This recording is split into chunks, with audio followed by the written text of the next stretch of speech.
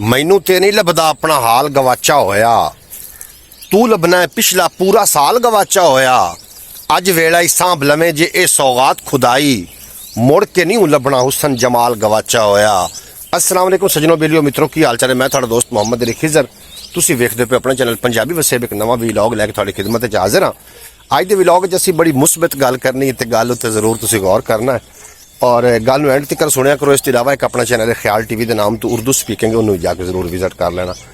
गल कुछ इस तरीके की है कि मियाँ बीवी के दरम्यान दे विच अजकल मैनूं सुनण नूं बड़ा लभ रहा है कि मियाँ बीवी की बड़ी लड़ाई होंदी है।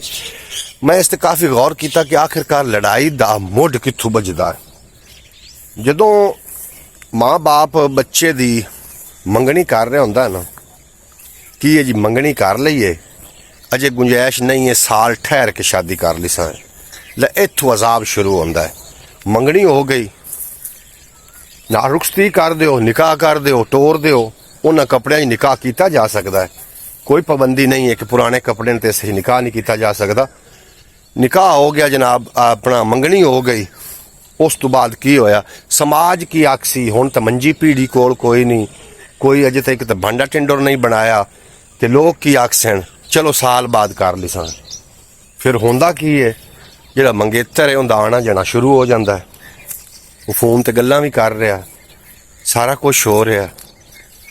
जिसे फोन ते गल्लां कर रहा होंदा मंगेतर ते मंगेतर नहीं, उसे समाज की ख्याल है, उसे समाज गल नहीं करता पे होंदा जी। इत्थों कम हो गया शुरू। फिर वो कभी मोटरसाइकिल ते बिठा के उन्हें ले जा रहा है, कभी लैके वापस आ रहा है, उसे समाज कुछ नहीं आखदा। वक्त गुजरदा गया, साल गुजरिया तो होया कि मंगेतर जिहड़ा है वो बाजिद हो गया कि मैनू रिलेशन करन दे मियाँ बीवी वाले। माँ दे कोल बैठा अंदर मंगेतर, माँ आखदी भी कुछ नहीं, शादी तो हो ही जानी है, इन्हें रिलेशन करन दे। वो आखदी नहीं नहीं मैं शादी तो बाद। वो आंदी अपनी शादी हो गई, अपनी मंगनी हो चुकी है, की हो गया। जो ये मामला हो गया उस तो बाद जो मंगेतर है उन्हें दिल भरना शुरू हो जाता है। वो आखदा नहीं नहीं मैं हुण रिश्ता नहीं लेना। माँ बाप बाजिद हो के आंदे ने यार मंगनी हुई है, साडा समाज नक कटी जासी, तू रिश्ता क्यों नहीं करना। रिश्ता हो गया जी। रिश्ते तो बाद फिर उन्होंने पता होंदा है उस बंदे नूं कि मैं की मामलात देना पहले कर चुका।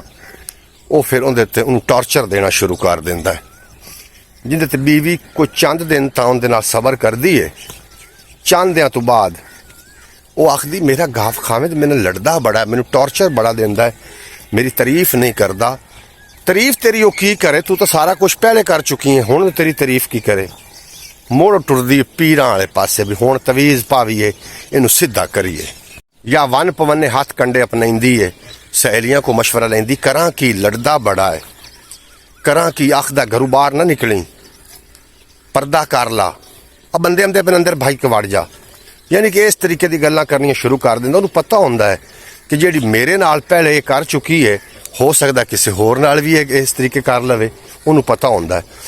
बहरहाल मुड़ो जो तवीज़ा ने टुरदी है, वो एक औरत आई ना तो किसी पीर को वग गई, उन्हें खिसू मैनू तवीज़ दे। ये बरेली का वाकया है। पीर को वग गए, खिसू मैनू तवीज़ दे। पीर साहब आख्या जी ठीक है मैं तवीज़ देना, तेनू है कि वो आंदी मेरा खामिद बड़ा लड़दा है। उस आखे ठीक है खामिद का नां दस, मैं तवीज़ तेन करके देवां। वो आंदी ना ना ना ना ना ना, मेरे माँ बाप दस्या, मौलवियां दे कोलों भी सुनिया है कि जिहड़ा औरत अपने खामिद का नाम लैंदी है ना, वो गुनाह बड़ा होंदा है, ते वो निकाह भी टुटण का खतरा होंदा। भी हुणे किहड़े मौलवियां दस लिया, ते किहड़ा ये रवायत है, ते किहड़ा ये शरीयत है भी बंदे का नाम नहीं लेना। तुसी अक्सर सुने उसने ज्यादा पढ़े लिखे, अरे तो सुनते हो, आप मेरी बात सुनते हो, ये आख रही होंदियां, नाम नहीं लै रही होंदियां। पहले अरे तो सुनते हो, बाद दे विच कोई बच्चा हो गया, नाम रख लिया, उनका जिहड़ा भी नाम रखिया फलाने दे अब्बा सुनते हो, इस तरह के काम शुरू हो गया। उस आख्या जी मैं मर्द का नाम नहीं लेना, हो सकता मेरा निकाह ना टुट जाए। उन्हें फिर पीर साहब ने आख्या बीबी तू नाम ना दसे तो मैं तवीज़ दे विच लिख सा की। उस आदे बेटी नूं सद्या, निकल सूम और आदे प्यो का नां दस। बेटी आई, उस आख्या जी मेरे प्यो का नाम रहमतुल्ला। पीर साहब आख्या की नाम है? उस आखे जेड़े मेरी बेटी दस्या ही नाम है। उस आखे तो नाम नहीं कदी लिया। उस आखे मैं तो नाम कदी भी नहीं लिया। उंज उस आखे नेक बीबी लगदी पई। उस आखे नेक मैं बड़ी हाँ, 5 वक्त नमाज भी पढ़नी हाँ। अच्छा पीर साहब आखे अच्छा 5 वक्त नमाज पढ़ दी है तू? उस आखे मैं पढ़ दी है, 5 वक्त नमाज पढ़नी है।